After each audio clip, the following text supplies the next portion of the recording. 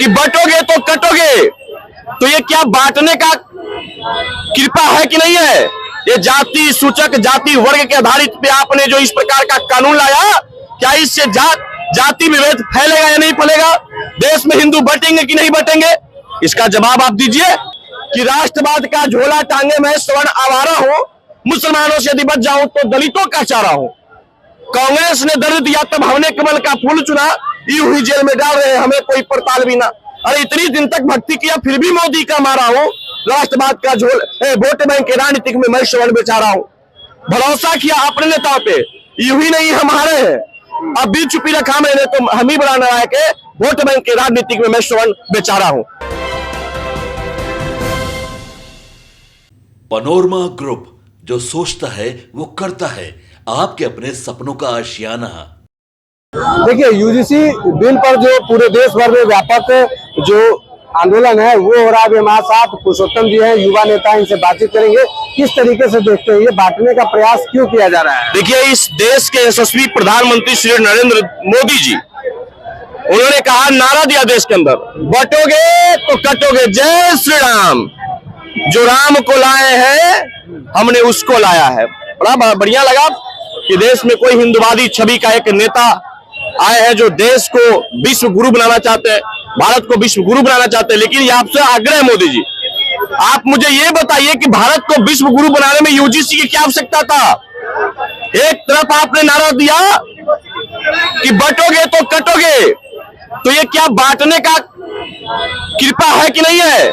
ये जाति सूचक, जाति वर्ग के आधारित पे आपने जो इस प्रकार का कानून लाया, क्या इससे जाति विभेद फैलेगा या नहीं फैलेगा? देश में हिंदू बटेंगे कि नहीं बटेंगे? इसका जवाब आप दीजिए। और आपने ही कहा कि देश में जब से भारतीय जनता पार्टी की सरकार आया है, छुआछूत खत्म। मोदी जी बोले देश के प्रथम नागरिक होते राष्ट्रपति, राष्ट्रपति के पद पे बैठी महिला आदिवासी समाज से आती है, और देश के प्रधानमंत्री पिछड़ा समाज से आते हैं, और इस देश के अंदर कई राज्य के मुख्यमंत्री दलित समाज से आते हैं। फिर छुआछूत कहाँ है? कहाँ छुआछूत है? आपने कानून में इंप्लीमेंट करके वोट बैंक का राजनीति आपने किया, वोट का आपने हथकंडा अपनाया।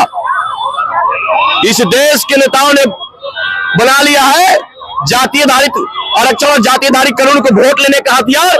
अगर इसको विनाश नहीं हुआ तो इस देश का ये लोग विनाश कर देंगे। स्वर्ण जो नेता है वो चुप क्यों है? ना बीजेपी के कोई नेता बोल रहा है, ना कांग्रेस से कोई नेता, सब देखिए, स्वर्ण नेतृत्व देता है, और स्वर्ण के हर व्यक्ति इतना सक्षम है कि खुद अपना समाज के आन बान शान की लड़ाई खुद लड़ सकते हैं। तो ये हमारे लिए मायने नहीं रखता है कौन नेता बोल रहे हैं, कौन नेता नहीं बोल रहे हैं, क्योंकि हर नेता अपने अपने बेटे के भविष्य देख रहे हैं। क्योंकि पार्टी में एक नियम आ गया कि आपके बाद आपके बेटा सांसद, बेटा के बाद पोता सांसद। तो जो गरीब स्वर्ण है, जिसका उम्मीद है पढ़ाई लिखाई, जिसका उम्मीद है खेती बाड़ी, अगर उस पर अत्याचार होगा, उस पर शोषण होगा, तो हम सभी गरीब सामान्य वर्ग के लोग इस लड़ाई को लड़ने के लिए तैयार हैं। ये जो कमेटी बनी थी जिसके तहत ये गाइडलाइंस आए हैं, उसमें 17 यूजीसी बोर्ड का गठन किया गया था शिक्षा में बदलाव के लिए। अब यूजीसी का काम ये नहीं रह गया कि आप जात पात में बांटिए, और जिस प्रकार से आपने दूध का गोरा बिलाई को आप बना दिए, और इस कानून, देखिए, लोग नेगेटिव मार्केट में फैलाए कि सवर्णों को इसलिए दिक्कत है कि ओबीसी को जोड़ा गया, SC ST को जोड़ा गया। हमको किसी से दिक्कत नहीं है, कानून का जो दुरुपयोग होता है उससे हमको दिक्कत है। SC ST एक्ट भी कानून इस देश के अंदर है, दलित उत्पीड़न अधिनियम, उसमें कहा गया कि दलितों के सम्मान के लिए कानून लाएगा, कोई भी दलितों का अपमान करेगा उस पर एक कानून लागू होगा।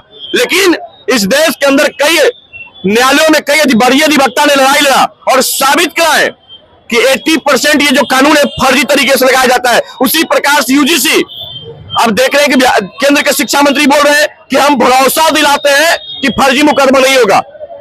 ये कौन सा बात हो गया? आपने लिखित ये कानून जो लिखित था 17 सितंबर 2012 में, उसको आपने इंप्लीमेंट करके हटा दिया, और आप मौखिक बोल रहे हैं। ये बात लिखित आप क्यों नहीं बोल रहे हैं? आज मंत्री आप हैं, कल मंत्री नहीं रहेंगे कि नहीं रहेंगे, इसका कौन भरोसा है? तो आपके बातों पर कैसे ये स्वर्ण समाज भरोसा कर ले? वो भी बुद्धिजीवी समाज आता है।